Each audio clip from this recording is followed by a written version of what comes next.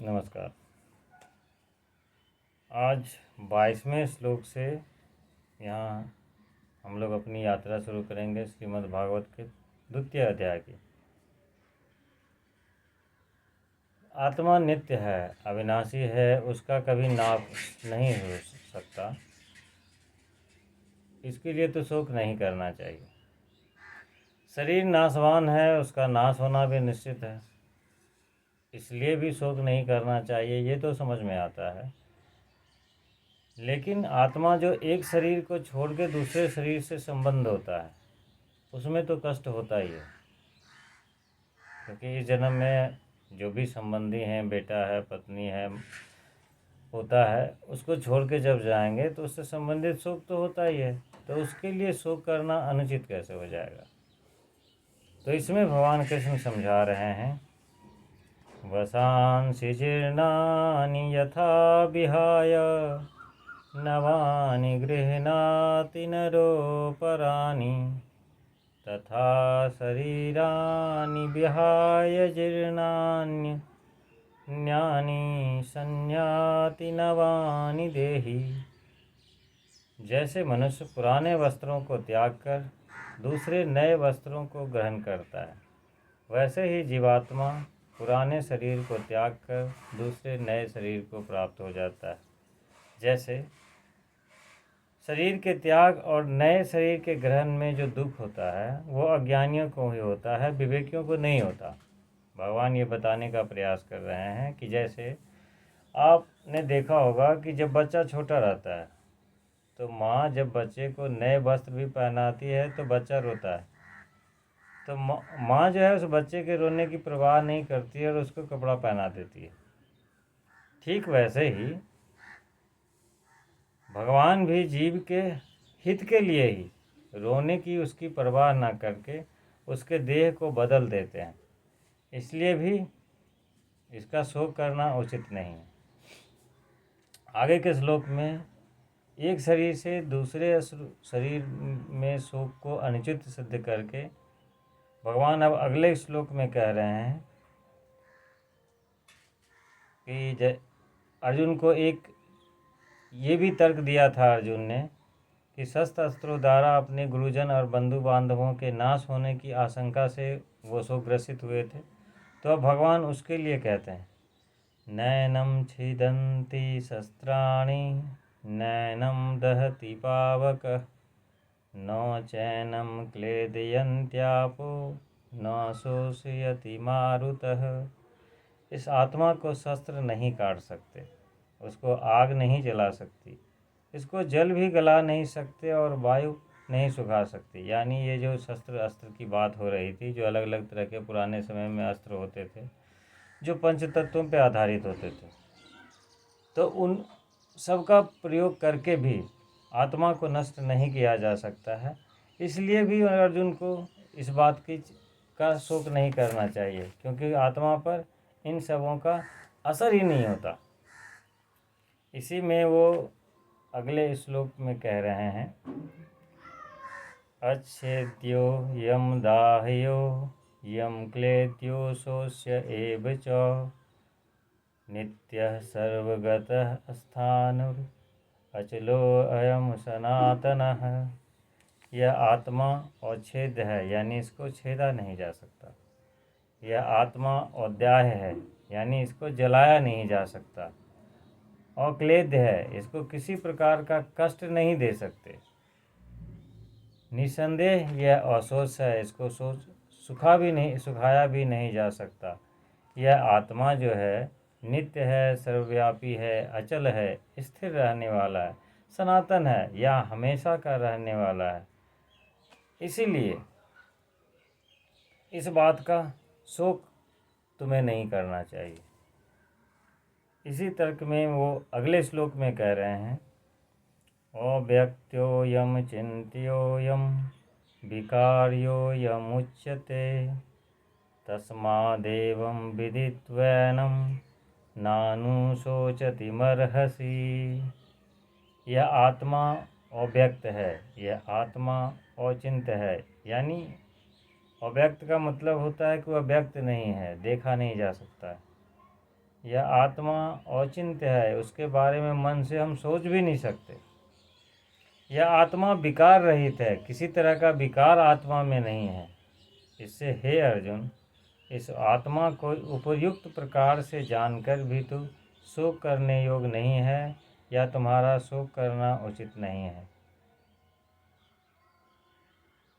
कहने का तात्पर्य यह है कि जब तुम ये जानते हो कि आत्मा नित्य है, सर्वगत है, अचल है, सनातन है, अव्यक्त है, अचिंत्य है, निर्विकार है, विकार रहित है, इतना सब जान लेने के बाद भी क्या आत्मा के लिए शोक करना बनता है?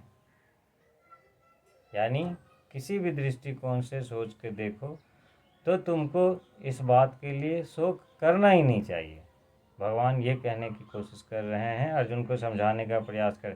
यानी पिछले जितने भी प्रश्न अर्जुन ने अलग अलग उठाए हैं, उनका अलग अलग तरह से भगवान उसको वर्णन करते हुए ये बता रहे हैं कि तुम जिस शोक में डूब के हथियार डाल के बैठ गए हो, ये तुम्हारा किसी भी प्रकार से उचित नहीं है। चाहे तक कि जिस कसौटी पे तुम करना चाह रहे हो, उसी कसौटी पे तुम्हारी ये बात असत्य सिद्ध हो रही है। नौ चैनम नित्य जात। अब उपर्युक्त श्लोकों में भगवान ने आत्मा को अजन्मा और अविनाशी बताकर उसके लिए शोक करना अनुचित सिद्ध किया है अभी तक। अब अगले श्लोकों में वो आत्मा को जन्मने मरने वाला मानने पर भी उसके लिए शोक करना अनुचित है ऐसा सिद्ध करते हैं। अब यहाँ देखिए, एक है कि आत्मा को अगले श्लोकों में जैसे ये वर्णन आता है कि आत्मा जन्मने और मरने वाला मानने पर भी, ये मानना कृष्ण नहीं मानते हैं, शास्त्र नहीं मानती कि आत्मा का जन्म होता है, आत्मा की मृत्यु होती है। लेकिन समाज में एक जो है कि आत्मा का अगला जन्म होता है, पिछला जन्म होता है, ये उस मान्यता की दृष्टिकोण से भी ये शोक करना उचित नहीं है। अगले के श्लोकों में श्री कृष्ण ये सिद्ध करते हैं, यह मान्यता शास्त्रों की नहीं है, भगवान की नहीं है, हम आप जो मानते हैं उस दृष्टिकोण से भी आदमी को इतना चिंतित नहीं होना चाहिए। तो उसमें अगला श्लोक क्या आता है, देखिए। नो चैनम नित्य जातम नित्यम वा मनसे मृतम मन्यसे मृतम तथापि त्वं महाबाहो नैवं शोचतुमर्हसि। किंतु यदि तू इस आत्मा को सदा जन्मने और सदा मरने वाला मानता हो तो भी हे महाबाहो, तो इस प्रकार शोक करने योग्य नहीं है। क्यों नहीं है, ये वो अगले श्लोक में बता रहे हैं। जातस्य हि ध्रुवो मृत्यु ध्रुवं जन्म मृतस्य च तस्माद् परिहार्ये अर्थे नो त्वं शोचितुमर्हसि। क्योंकि इस मान्यता के अनुसार जन्मे हुए की मृत्यु निश्चित है, मरे हुए का जन्म निश्चित है। इससे भी इस बिना उपाय वाले विषय में तुम शोक करने के योग्य नहीं है। अब पहले के श्लोक में जो मान्यता के अनुसार भगवान ने शोक करना अनुचित, उसी अनुसार के साथ युक्तिपूर्वक अब वो इस बात को इस श्लोक में सिद्ध कर रहे हैं कि जिसका जन्म हुआ है उसकी मृत्यु निश्चित है। यह बात तो ठीक है, क्योंकि जन्मा हुआ सदा नहीं रहता, इस बात को तो सभी मानते हैं। जो मर गया है उसका जन्म भी निश्चित है, तो फिर शोक किस बात का है? जब ये पता है कि मृत्यु के बाद जन्म होना ही होना है, तो इस विषय से भी तुम्हारा शोक करना उचित नहीं है।